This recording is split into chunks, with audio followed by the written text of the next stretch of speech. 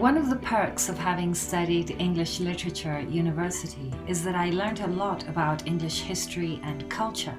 And since this channel is all about developing English language skills, I thought I'd take the opportunity to tell you the story of how it is that English has become the global language of business that it is today. So please make yourself comfortable because it's story time. Yay! Hello or hello again. My name is Tanya Meyer and I'm the founder of Confident English Training, operating at the intersection between efficient language acquisition and use, the practice of awareness raising, and increased levels of happiness and well-being. What's not to love? Having studied English literature and not history means that this account is loosely based on fact and is probably somewhat romanticized. Now, speaking of romance, it's interesting that French, a Romance language, has evolved into a highly sophisticated and polished language, the language of diplomacy par excellence. Did you notice what I did there? I just used French to speak English, and this is something that English does a lot because it has incorporated words from many languages, but particularly Latin and French. So while French has become very sophisticated and polished, English is actually a language that is simple and practical at its base. And we'll see a lot more about how and why that is in a moment. But let's stick to the story. And in order to do that, we need to travel back in time to the year 1066, which is when the Anglo-Saxon king of that time, Edward the Confessor, died without an heir.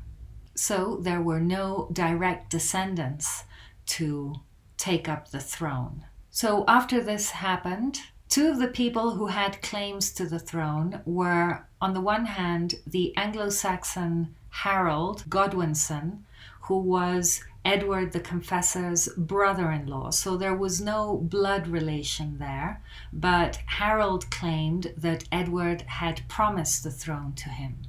And the other was William, the Duke of Normandy, that's northern France, who was a distant cousin of Edward the Confessor's. So what happened was that Harold, the Anglo-Saxon brother-in-law, heard the news that William in Normandy had gathered together an army and was moving north to claim the throne. So what he decided to do was to gather an army of his own and travel south with the intention of intercepting William and then claiming the throne himself. But that isn't what happened. What happened was that Harold lost the very famous Battle of Hastings, and the Anglo-Saxon claimant to the throne was defeated. And so with that, William, the Duke of Normandy, traveled north and was crowned King of England on Christmas Day, the 25th of December of that same year, 1066. And that fact changed the history of England and the English language forever. Why? Because William the Conqueror, as he became known later, was French. And so he brought with him his whole group of friends and the whole monarchy and upper class of England became French-speaking for all intents and purposes, while English became the language that was already spoken in the area at the time. But it was spoken by the uneducated, the peasants, the farmers, and so they had no way of evolving the language.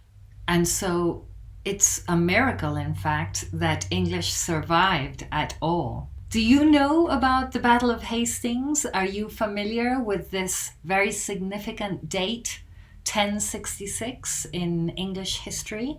Drop a comment below and tell us what you know. Okay, so we're going to fast forward now 300 years from when William the Conqueror became King of England. And we are in the middle of the Middle Ages now. And as I said just now, there are two languages being spoken in Great Britain. The language of the upper classes, the language of the monarchy, of aristocracy, the educated, which is French, and the language of the people, which is English. So let's remember now some of the characteristics of the Middle Ages or the medieval period, which include Christendom, and this was the use of Christianity as a unifying identity. And it was also the period of the Crusades.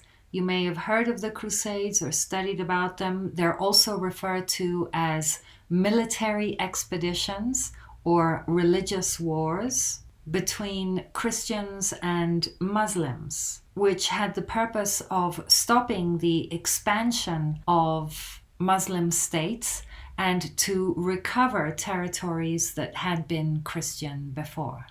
The Middle Ages were also characterized by feudalism, which was a political system in which there was an exchange of labor for land, which meant that the land was owned by the king and the people were allowed to farm it in exchange for part of the profits.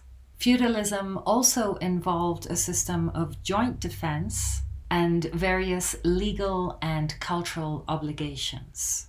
But it wasn't all barbaric and inhumane. The Middle Ages have gained a reputation as the Dark Ages, but it's also the period when Christian and monastic schools offered a higher education, and the earliest universities were founded at that time, like the University of Bologna in 1088, the University of Paris in 1150, and the University of Oxford in 1167. Scholasticism, a method of logical inquiry and debate, thrived during the Middle Ages, even though academia was under the domain of the church. Having said that, there were great thinkers during this time, including St. Augustine, Thomas Aquinas, and the English philosopher William of Ockham. Of course, it's true that there were also many wars during the Middle Ages, much instability and fragmented power. And this meant that more castles than ever were built during this period. Over 12,500 medieval castles were built in Germany alone, for example. And there were many military innovations, such as the horseshoe, the crossbow, and even gunpowder. Art during the Middle Ages was overwhelmingly religious in tone and full of technical flaws and imperfections, such as incorrect perspective. But Gothic architecture, which also emerged during the Middle Ages, was much more impressive, with its technical innovations such as the pointed arch, rib vault, and flying buttresses, as well as elaborate ornamentation and the use of stained glass windows. The early Middle Ages were also known for great calamities such as plagues and famine. But by the late Middle Ages, remember that the Middle Ages encompass a period of about 500 years. So by the late Middle Ages, After a period of relative prosperity and growth, large kingdoms emerged and consolidated power, such as England, France, Spain, Portugal, Hungary, and Poland. This was the precursor of the modern Western state and the Renaissance. Are you familiar with these historical terms in English? What do you know about the Middle Ages that I haven't mentioned in this video so far? Comment. Use your English. Practice writing. Join the conversation. So what does this have to do with English, you might ask? Well, towards the middle of the medieval period, some 300 years after the Battle of Hastings, so we're talking about 1385, in walks a man called Geoffrey Chaucer. Now, he is a civil servant, a courtier, a diplomat, and member of parliament. And in he walks one day with a book under his arm that he has just written called The Canterbury Tales. Now, Geoffrey Chaucer also wrote other very famous books, perhaps you've heard of them, like The Legend of Good Women, about 10 virtuous women of history, and The Tragic Story of Troilus and Crusade. But as we're talking about how English became the global language of business that it is today, I do want to focus on the immeasurable role that this little book, The Canterbury Tales, had on the fate of the English language. The Canterbury Tales is a collection of stories or a narrative frame that is a story within which a series of stories unfolds. And it's in no small degree thanks to this book that English was rescued and re-established within the nobility and upper classes of Great Britain. Now, I want you to imagine the world that we've just been speaking about, wars and crusades and famine and plagues. And within that context is this intelligent, creative, and popular writer with friends in high places who's just written this book and is ready to entertain the court with these outrageous and hilariously funny stories, just as during those times perhaps a musician or a jester would do.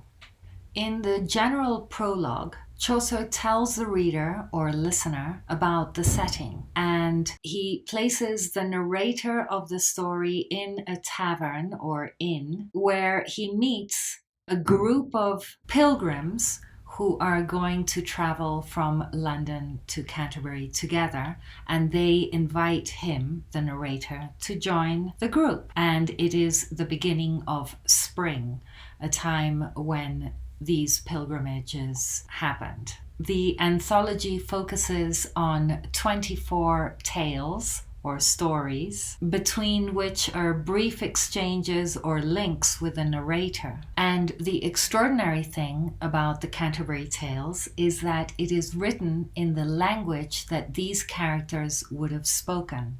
In other words, it's written in English, because that is the language that commoners used.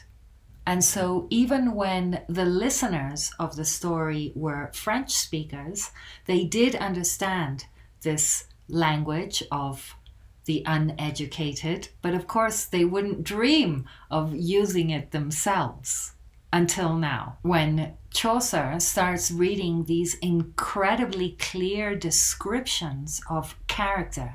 This is something that also happens for the first time in literature in this book, when characters, specific characters are built, recognizable characters are described, and the result is that Chaucer has the whole of the English French-speaking nobility roaring with laughter at these outrageous characters and making their language fashionable again within the French-speaking court. So from here, English, which had been broken down to a skeleton of a language over the last 300 years, started being used and incorporated again by the educated, meaning that English once again started evolving and has continued to do so to this day. But always on the foundation of a very simple base, remoting to a time when the people who used it did so with practical more than intellectual or philosophical purposes.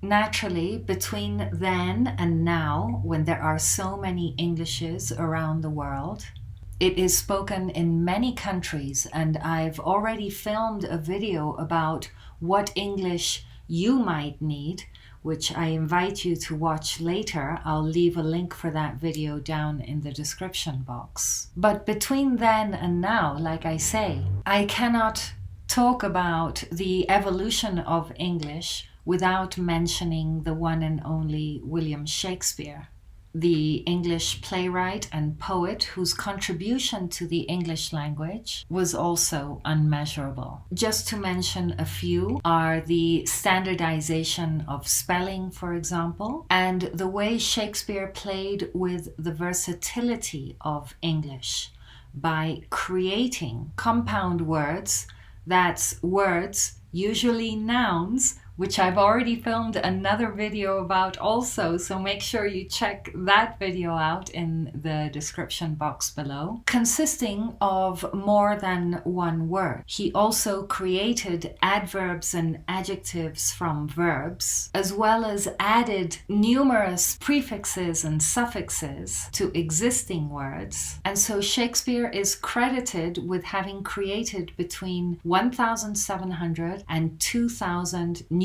English words. And he's also credited with using many phrases that we still use to this day. Do you know any Shakespearean phrases or sayings? Post them in the comments below. And so this is how English became the global language of business that it is today. Because structurally speaking, at least, it is simple and practical, but also very versatile, offering the potential to explain complexity with clarity and simplicity at the heart. So I'm going to leave it there for now. I hope you like this video. If you did, please like it and subscribe to the channel, and check out the link in the description box about my ongoing English training program. You can also download the new version of my free guide, How to Revolutionize Your English, with audio that is full of tips and strategies that you can put into practice to develop your English language skills today. And I'll see you in the next video. Take very good care until then. Bye for now.